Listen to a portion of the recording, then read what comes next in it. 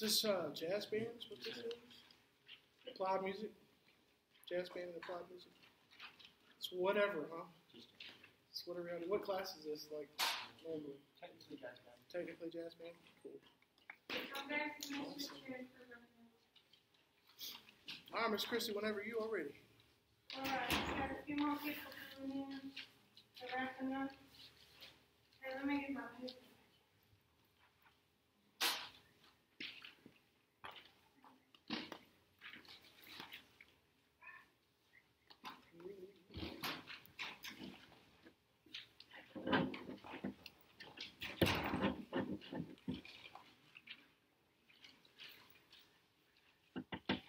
What do you want me to stand?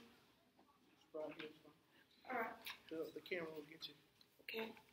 Do you hit play? That's good. You're on it right now. Okay. Good afternoon. This is Mr. James Boggs. James graduated from Cleveland High School in 1999 and played in the Royal Braves Band, played the trumpet. James graduated from East Texas Baptist University 2004 and was a music education major from then until 2018, or was a music educator from then until 2018. James now lives in Huntsville, Texas, and is a student at Sam Houston State University. Let's all please welcome Mr. James Boggs.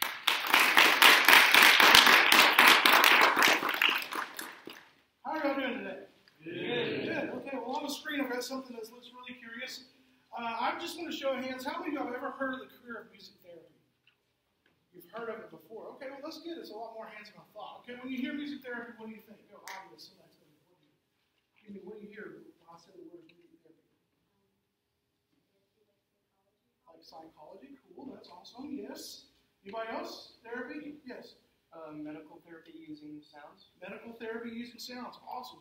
Anybody else got any other ideas? Music therapy. What does that bring to your mind?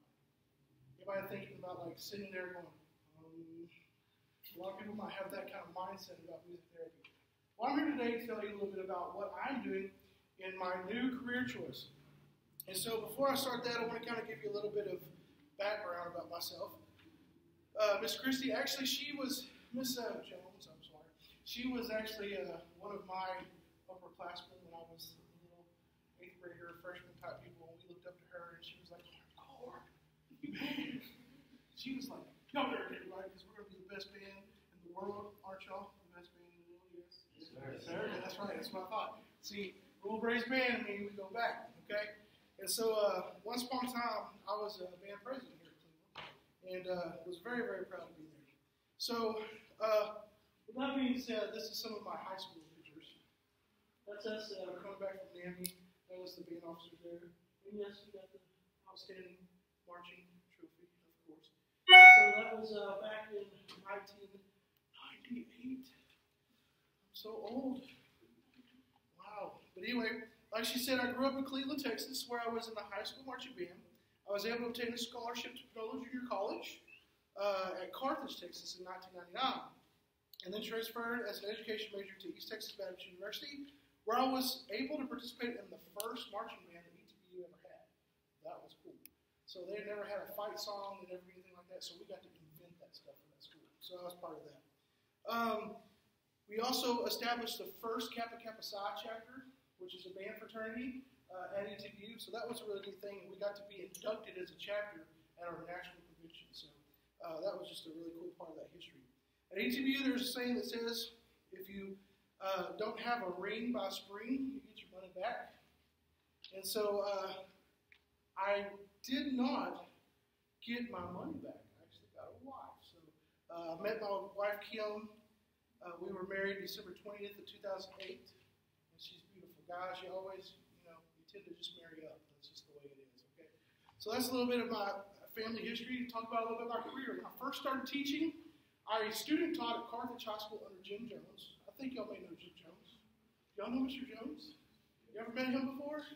Sure you have. I'm pretty sure you have. He's an incredible mentor to myself and to Ms. Jones, and so I'm pretty sure that he's been around here quite a bit. Well, I got to student teach under him while he was in Carthage. And so there in Carthage, there was a Christian academy where I was going to church, and they hired me on as the music teacher there.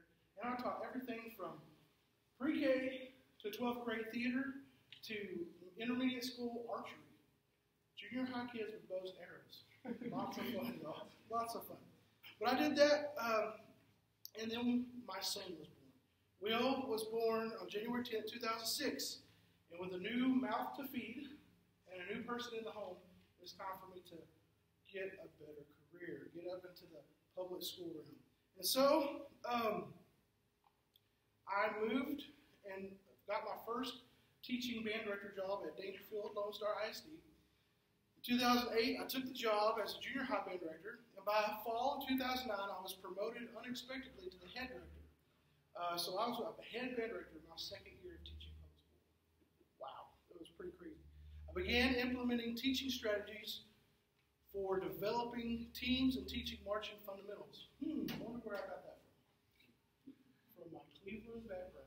Okay? Lots of good stuff came in from the instruction I got here. With leadership and with all the wonderful mentors and seniors that I had, I was able to implement that with my students. By the end of my tenure at DLS ISD, the program had tripled in size from 30 students. We had 30 students in the high school band, y'all. 30. And then by the end of my time there, we had 96.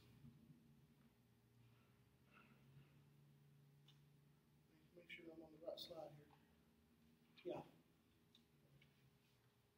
Also, this band had been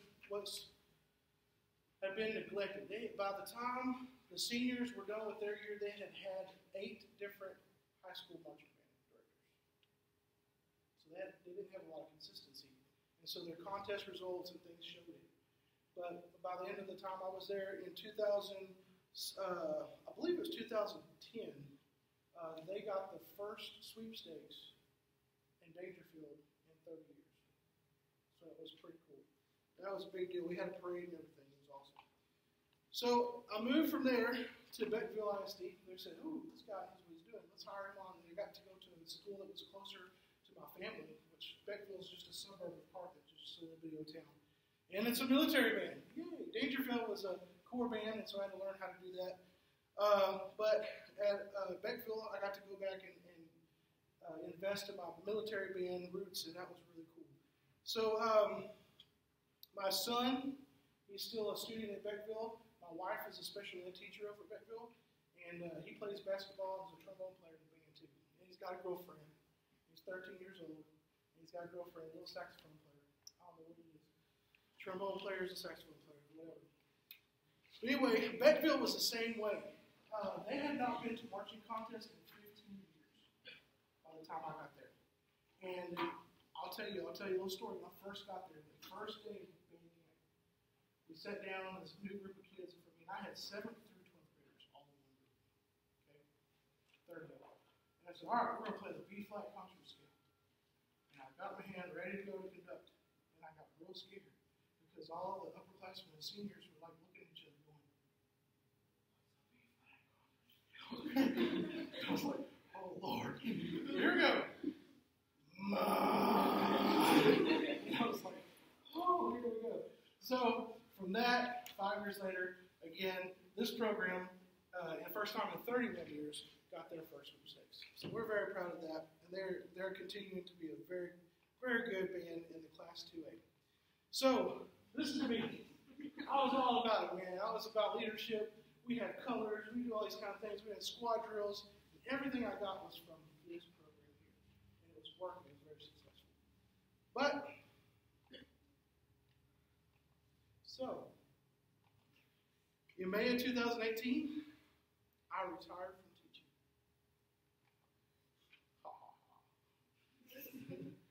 So, everybody thought, wow, Mr. Boss is awesome. He's going to go and be this great band director and all these kind of things. But, you fell for my false cue. You ever been that before, like an all-region director, and they're like been practicing all week, and they're like, they're going to cue this note the certain way, and they're like, wow. And then it gets to the concert, and ready to play, and they go, ha! And you're like, I missed it, you know? I've had that experience before. Lots of trumpet solos in that way. So, you know that awkward feeling when you see your teacher in real life outside of school, and they're doing normal people stuff? Well, it's true. I did not always live at the band hall. I went home just like everybody else, except for the Mr. Boggs face I put on in front of my students and parents. And administration was hiding some deep emotional realities going on in my family. 2013, my grandfather on my dad's side of the family learned he had Alzheimer's. It was not long after when he began to forget who I was or even my grandmother. My father and I had to go help install alarms on the doors in his house so that late at night he wouldn't leave and be lost. My grandmother would call me over to the house late at night and ask me to play the small upright piano that they had. It would be a hymn, and sometimes it would be Hank Williams. But every time that I sat down and played that piano, my grandpa came back. He was there. He remembered my name. He remembered things that he'd done before in the past. This went on until my grandmother couldn't continue to take care of him.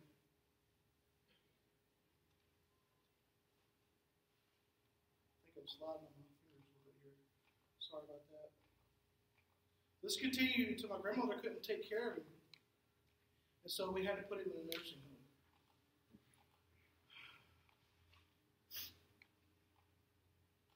This brought on an unexpected guilt and other emotions that I had continually put away to keep up my Mr. Boggs appearance. Soon after he was placed in a nursing home, he fell. And his condition worsened, and on October 2014, he died. With my busy, hectic schedule, I did not allow time to grieve. I stopped taking care of myself. I stopped singing. It wasn't until the fall of 2018 when my body could not take repressing the grief. I ended up in the hospital with blood pressure of 214 over 110. Panic attacks, anxiety had come knocking on my door, and I didn't know how to grieve. Then one day, a music therapist visited my bedside. She helped me find my grieving voice, and now I'm here today. She taught me how to find my voice and sing again. I knew that I had found my new normal. In honor of my grandfather, Jamie Reed, I am now pursuing music therapy. So let's talk about what is music therapy. We heard a lot of people say about psychology. We heard some people talking about the medical field. I'm going to kind of give you a little bit of backstory about music therapy. National Association of Music Therapy was formed in 1950. That was the first time that music therapy was actually recognized as a career. What was happening before that was they were having little studies and little snippets of things were going on that they said, hey, music does affect people's emotions and affects them in different ways. And so with tons of research and tons of people that are actually looking at this and seeing what happened, there was a thing that was happening in historical times. World War II was ending, and people that were in World War II were coming home. And they were dealing with what? PTSD. PTSD. They didn't call it PTSD back then. They called it what? Anybody know? Shell shock. Okay? PTSD was a new term. Okay? They had PTSD. They had all these injuries. They were having to relearn how to walk. Some of them had brain injuries. And so music therapists began out of service to veterans. That's our history. And so with all these people coming back from the war, these services began to pop up. That's why we have a picture of a soldier right here. Music has been the therapeutic tool for centuries. Music therapy has been recognized as an organizational profession since 1950. Today, music therapists work with many different populations in various settings. In each of these settings, music is used as a tool to reach non-musical goals, whether physical, cognitive, emotional, social, or spiritual. The techniques used during sessions are based on research and extended collegiate study. Okay? So let's talk about non-musical goals. Physical, cognitive, emotional, social, spiritual. When you hear physical, what are you thinking about? What do you think? Like, yes, sir. With limb problems, where they're relearning how to use the limb. Okay, cool. What else? Cognitive. We hear cognitive. What does that mean? It's about how you think. Okay? Cognition. How are you perceiving things? People with traumatic brain injuries, or people that are born like cerebral palsy, that have mental deficiencies, that population is served too. What about emotional? Like depression, sadness, or Anxiety, all that kind of stuff. That's exactly right. And social, what does that mean by social? for the kind that are like socially awkward, not fitting into groups, or have trouble talking to people. Talking to people, exactly. Being able to communicate, being able to express your ideas and fit in a culture or a societal norm. And then, of course, spiritual. Any idea about that? How many have thought about music in a spiritual sense? Finding a calmness there. Y'all are all musicians, right? Okay? Why do you do it? You ever thought about that? Is there something about it? Why do you keep coming back to this torturous thing where you have to learn how to play for hours and hours? Go back and do it again. Why? Because you love it, right? Because it means something to you. Okay? And whether that's higher power or whether that's you finding value in yourself, those are some wellness things, or some wholeness things that music does for us at that level. Especially in one particular population that I'm going to get to in a minute, which is my population that I'm going to be working with when I have my own career. Music therapy defined. I'm going to give you the definition for what the American Music Therapy Association says it is. Yes, we are organized. Yes, we have 7,000 right now. Guys, 7,000. That's all in the United States of America. Music therapists. It's small, but it's exploding right now. So they are looking for people to join the field. We have more open positions than people to fill.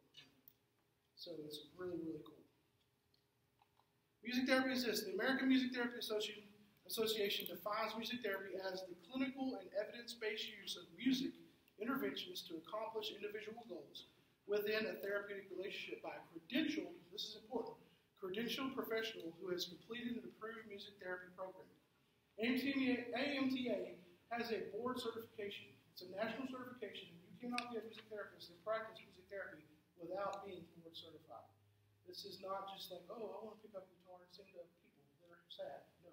This is like specific instructions. You have to go to school for it. And it's very, very similar to being knowledgeable of how to work as a physical therapist, how to work as a psychologist, as a counselor. You marry all of those things together using the medium of music. So it's really, really neat. If you have any other questions about that, you can check out the American Music Therapy Association website. If you just type in AMTA, you're going to get the Massage Therapy Association. So you have to put music in there too. Okay? So AMTA.org, but specifically music. Otherwise, it's going to be like, massage therapy. All right, so let's talk about goals and objectives. Here's some things that we do to help people. We increase memory recall. We help improving motor coordination. We help increase attention to task, improving steadiness of gait, developing bonds between mother and newborn child, improving speech and communication, increasing reality-based thinking, decreasing anxiety, decreasing pain, adjusting mood, and increasing coping skills. How many of y'all thought that your music could do that? How many is this the first time that you're like, wow, this is pretty cool? Anybody? Like, this is a first revelation that, hey, this is what's being done? Not only am I just saying this off the cuff, but there are literally over 70 years worth of intensive medical, evidence-based research that supports this. Part of the thing that I'm doing with this project is I've got 5 articles that I've got to, basically analyze and provide research for what I'm telling you about. All of this stuff is fact-checked. And if you look at the very bottom, you can actually look at those articles for yourself. Just go Google them, look at the PDF formats, and it'll actually tell you the doctors and the board-certified music therapists who have actually studied this stuff out, y'all. It's really cool. Really cool. I'm so excited about this. So who do music therapists help? It's pretty cool. President Obama was even getting on the music therapy session one day with some of the veterans. So let's talk about the different populations. I'm going to tell you about 5. I'm going to show you in depth 5, and then I'm going to tell you one real cool one. Don't let me forget that. Who will help me remember that? Okay, good. Say, hey, dogs, you forgot that one population that you don't have a slide on, okay? Because I just remembered it when I came over here. All right, so music therapy in the NICU. What's a NICU? Anybody know? Yes? Neonatal intensive care unit. That's exactly right. This is where premature born babies are born and they need intensive care in the first stages of life. Okay? So, music therapy can help mommies and babies. Okay? How does that happen? Positive stimuli. Think about it. If you're a newborn baby, you're in this box, and all you hear is this beeping and whistles and all this kind of stuff, and nurses and doctors. Music therapy can come in and provide those little lullabies. Sweet baby, sleep, have peace. And you can sing, and they are relaxed. In fact, studies show that heart rates of infants that are in distress because of all the stimuli that they're getting that's negative, when music therapy is applied in the NICU, their heart rate lowers. And their oxygen saturation, their breathing becomes better. And they're able to take in more oxygen. Music therapy helps in that way. Lowering heartbeat, increasing oxygen intake, family bonding. We help families come in and actually interact with their babies when they're in this unit. Fathers and mothers that are afraid to break their little delicate child, we provide opportunities for them to come and have that fellowship with the family. Relaxation and prenatal care for mom. Before the baby even comes, music therapists are there to help them reduce pain, to help them reduce stress through the pregnancy, and make things go a lot smoother in that situation. Non-nutritional sucking. This is cool. When babies are born, they are underdeveloped, right? They are now in the real world. Faster times for them to get out, they've got to learn how to feed. If they're young and they're immature and they haven't been able to develop that, we've got to help do that. How do you do that? How can we do that? Music therapists have invented this thing.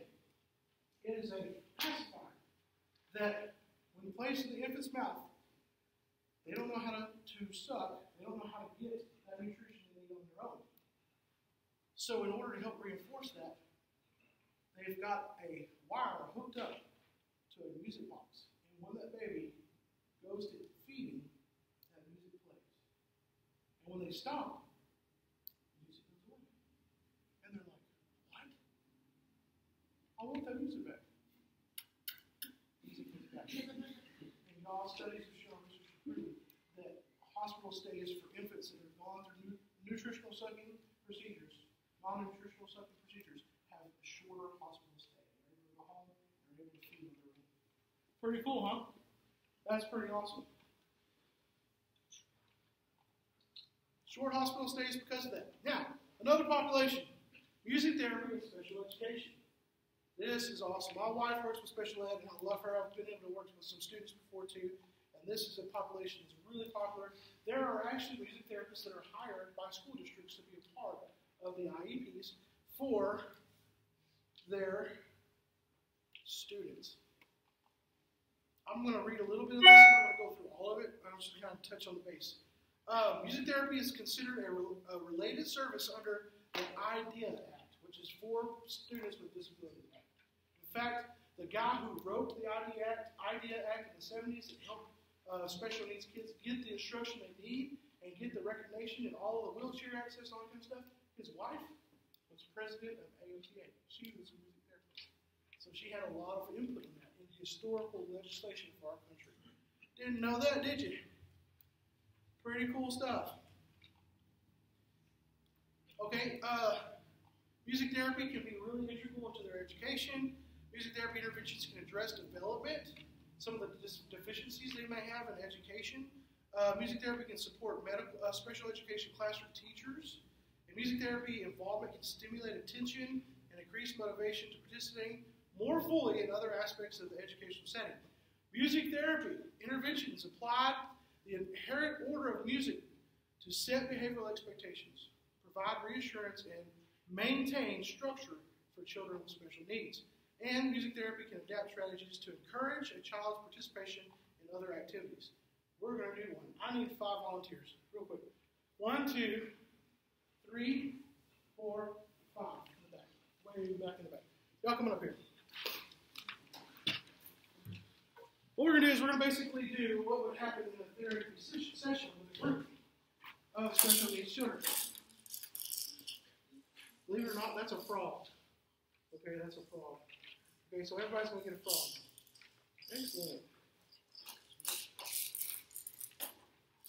Okay, so one of the goals and objectives that we have for students with special needs is they've got to be able to pay attention. So they got to listen and pay attention. Y'all come over here and let's gather around. I'm going to sit right in the middle of y'all.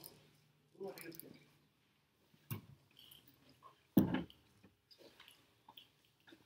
I don't know if that stopped recording or not. I hope not. Miss Jones, can you do me a favor? Can you come over here and make sure my computer doesn't fall asleep again? I think it is still going. But yeah, can you make sure that's... Okay, cool. You just gotta click it every once in a while. It needs attention. You ever see that your technology needs attention? Okay, so one of the goals and objectives we have for special needs kids is being able to increase our academic skills. Okay, and so sometimes there are deficiencies as far as being on level with other kids may need a little bit of reinforcement. And so what we do is we kind of help them use music to facilitate maybe thinking about words that would rhyme or learning where their body parts are. So what I'm going to do is I'm going to sing a song and I'm going to help you cue where I want you to put the frog. Okay? So following the musical cues, I want you to follow along. And then when we get to the line, you're going to help me finish the song. You got it? There's a frog on my head, on my head. There you go. There's a frog on my head, on my head. There's a frog on my head. Is he green or is he red? Yeah, there you go. There's a frog on my head, on my head. There's a frog on my nose, on my nose. Very good. There's a frog on my nose, on my nose. There's a frog on my nose. He smells just like a rose. Rose, very good. There's a frog on my nose, on my nose. There's a frog on my tummy, frog on my tummy, on my tummy. There's a frog on my tummy. He likes flies because they're dirty. Yes! There's a frog on my tummy, on my tummy. Very good. Y'all give yourselves a hand.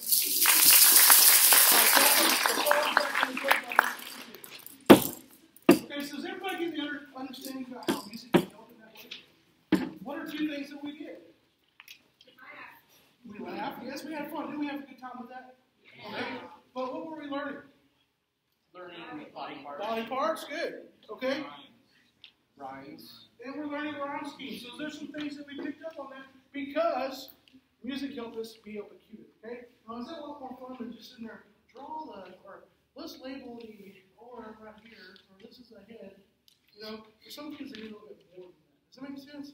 This way they feel it, they sing it, and they have a good time doing it too. Music therapy is awesome. The next population that we're going to deal with is this. Music therapy and psychiatric medicine. Emotional and psychiatric hurt humans. Music therapy has been shown to have a significant effect on individuals' relaxation, respiration rate, self-inflicted pain reduction, and behavioral observed and self-reported anxiety levels.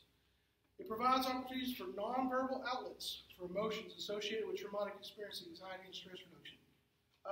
One of the other things I want to kind of get through, you can read the chart. I'm just going to click through it for time's sake. Blah, blah, blah.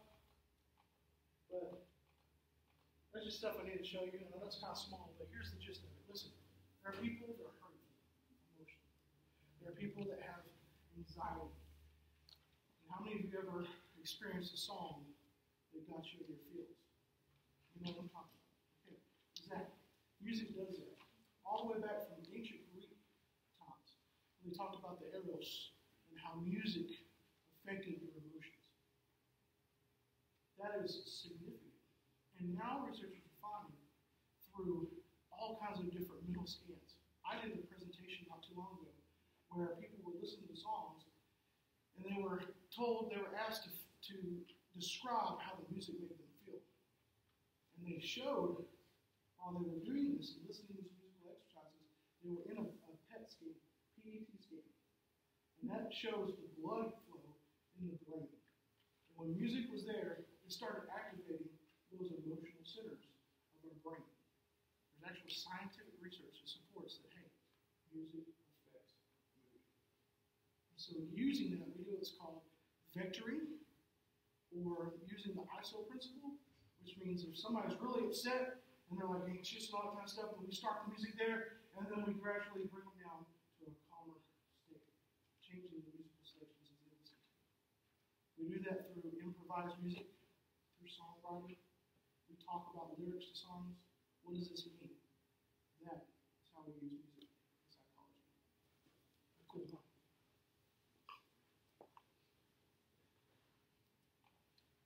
All right, this one's going to be a lot of fun too. In the medical field and therapy field, we have what we call neurological music therapy. And this is really where it affects the parts of the brain. It talks about how the brain synapses work, how different parts of the brain have got to be retrained when injury happens. Okay, so if there's a traumatic brain injury, somebody's in a car wreck, an accident, or in the case of the subject we're going to see, a gunshot wound. How can music therapy come back and help restore some of the things that they've lost? Speech sometimes can be affected, and so music therapy will help with speech, and we'll see a demonstration for that in a minute. Motor skills, how to walk, how to move again. Using physical therapy and music to achieve those goals works beautifully, and it also decreases hospital stays. Okay, so I'm going to show you this video, and then we're going to do one more demonstration with music therapy, which I think y'all are going to love because y'all, how many is in the marching band? Everybody in marching band? Everybody in marching band. You're going to be like, wow, marching band has purpose in my life. Okay, let me swap out real fast. Is it there? Yeah.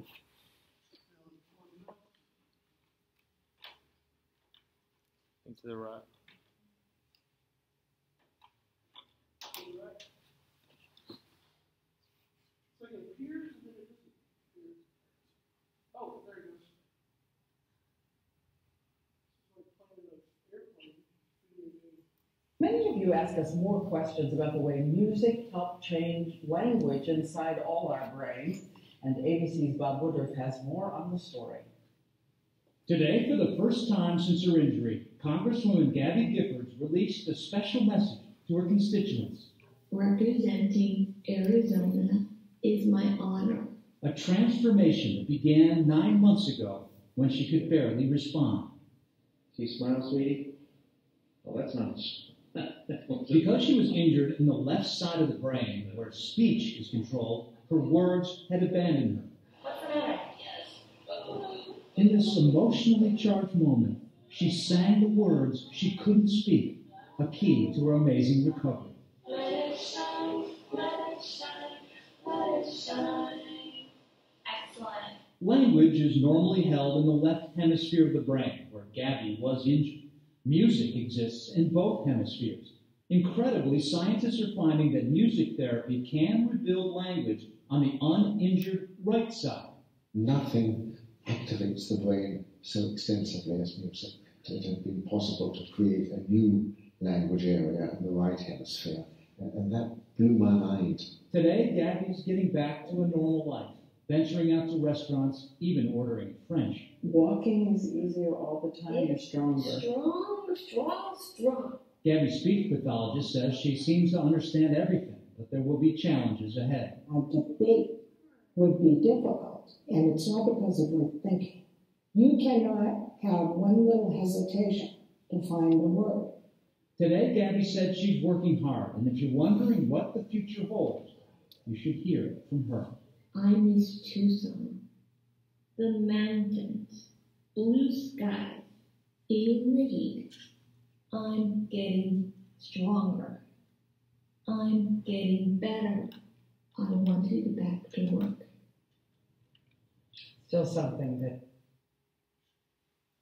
Y'all, before that video, 9 months, she could not say a word. She couldn't speak. And then her healing happened. About 45 minutes that way. one of those music therapists was a graduate student from Stanford University to be able to refine her speech and communicate to not only her family, but her constituents. All right, so I'm trying to find my mouse on here. On this side, I guess I should use that one. There it is.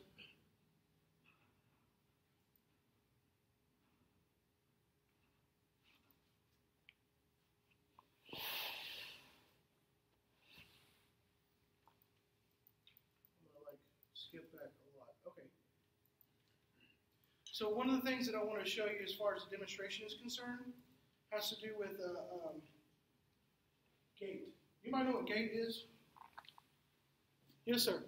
Don't forget the cool slide that you don't have.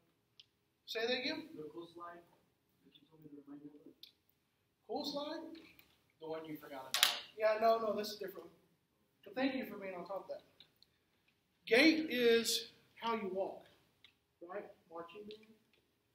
You look at our gait, we have a cadence, right? Okay, well, people that can't walk correctly, they have some kind of problem because of a traumatic brain injury, or maybe they were born with a brain injury, aren't able to step correctly. And so their steps are like this, especially older people. You kind of see older people shuffle around like this. The reason why is because they have some neural balance issues that are going on. And so music therapists can come in with what's called RAS. RAS is this, rhythmic auditory stimulation. And what we do is we look at your steps. What's your name? Angelina. Okay, Angelina is going to be my guinea pig. Okay? Angelina, I want you to walk from, let's start with that uniform rack, and let's go right past this young man right here. Just go straight line. Okay, now go back. Now what I'm going to do is I'm going to count her steps. Okay, now I want you to pretend you've got some kind of like issue. Okay, you ready? Go. 1, 2, 3, 4, 5, 6, 7, 8, 9, 10. Okay, good job. Y'all give her a hand. Now, without getting into just some details, what we do as music therapists, and you stay right there. Okay, what we do is we math. There's math that happens, and we think about, okay, well, so much time's passed, so much distance passed, and that means that they're hitting the steps of the foot at X amount of beats per minute. So we enlist a metronome, and we let the metronome help them find their beats on the steps. Click, click, click, click, and they run it again. And then, on top of that, we add music. Now, I want you to walk with the 2 hands here.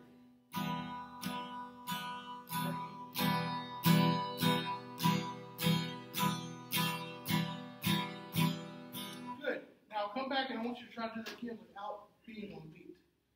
And see how hard that is. You ready?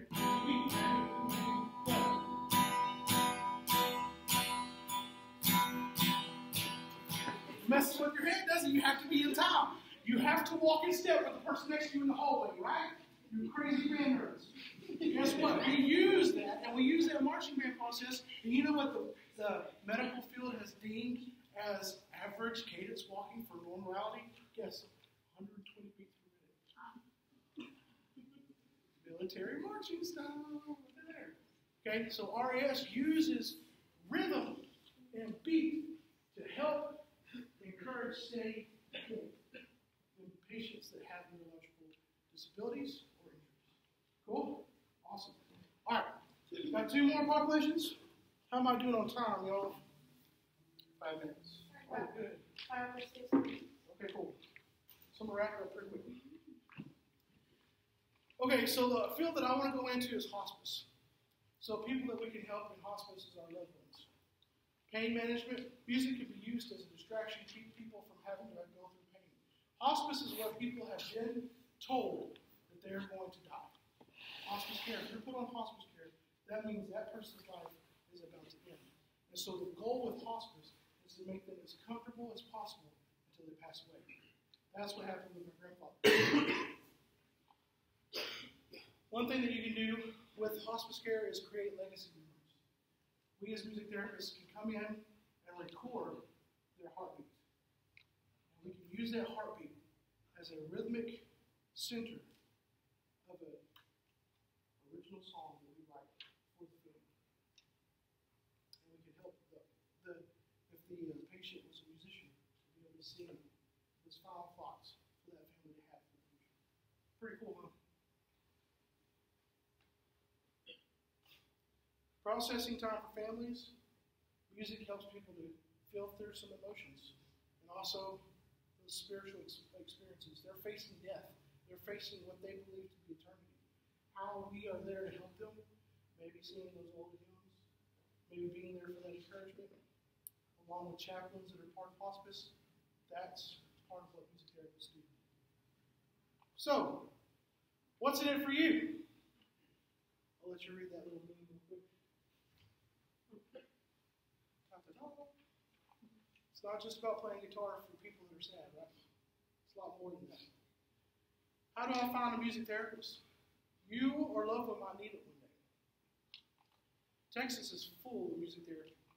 You can go look on AMTA and find music therapists in our area that can help you with those needs. How do I know if I need music therapy? You can make an appointment with a music therapist and find out.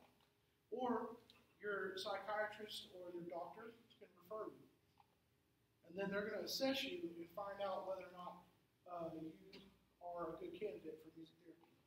Now, this is a big old long block. I'm not going to talk about it. But really, what it says is this, and these are some of my students at the program, or some of my co-students at the program at Sam Houston State. Sam Houston State has the largest active student body as far as music therapy practice is concerned in our Southwest Conference, our convention between Oklahoma, Arizona, and Texas. We're the biggest active one. And so there's a lot of cool things that we do, a lot of student activity, a lot of involvement. But to be a music therapist, you have to have sympathy for people. You've got to have care for people. And you've got to be able to be a good musician. It's not just playing around. You've got to be flexible and know how to do improv and how to play all kinds of different instruments, whether it be drums or whether it be piano or just being able to sing. So how can I be a music therapist? Number one, stay in band. Why? Because band is going to be your avenue to get those scholarships to go to college. And plus, when you get there, you're a music student. You've got to go through the same process, and being band will help you do that. Pick up other instruments. Mess around with guitars. Mess around with piano every once in a while. Sing in the shower. Okay, start singing. Go to karaoke events. Do things like that. You apply to a accredited music therapy program school, which Sam Houston is one. Complete your coursework internship. You have an internship at the end of your coursework. You go and you work as a music therapist for free for 6 months. But you learn all this awesome cool stuff. And that's probably what you do. And then you take your board certification test to become a music therapist. So, is there any questions that I have for anybody before we end? Yes, sir. How much would you pay for music? I'm sorry? How much would you pay for music? How much you pay? Okay, it depends on where you work. There's different ways to have a career. You can either work for somebody, like you can work for a hospital and be a part of staff and be salaried, or you can start your own private practice. Depending on where you are, I know music therapists that make anywhere from $40,000 a year to about $75,000 to $80,000 a year. Okay, especially in the medical field. And right now, medical field is a huge deal. I volunteer at Texas Children's Hospital right now for my practicum. That's what this little fancy badge is for. Texas Children's Hospital in Houston, and I believe the music therapists there make about $60,000 to $65,000 a year, and they're awesome. They have like a fun time helping kids with their issues. Any other questions? If y'all would please, on that paper, there's some part in the back, some evaluation things. If you would, I would really appreciate it if you guys could fill that out. On the table up here, not my frogs, but if you want to get some things, I've got some guitar picks, I got some brochures, I got some Sam Houston music pins. So if you want to pick up one of these items, there's other things in here you're welcome to take them as you go. Thank y'all so much. Y'all would fill out those evaluations and give them back to Miss Jones. That would be awesome, okay? Y'all have a good day. Take care. Come take some stuff off the table. I got plenty of it.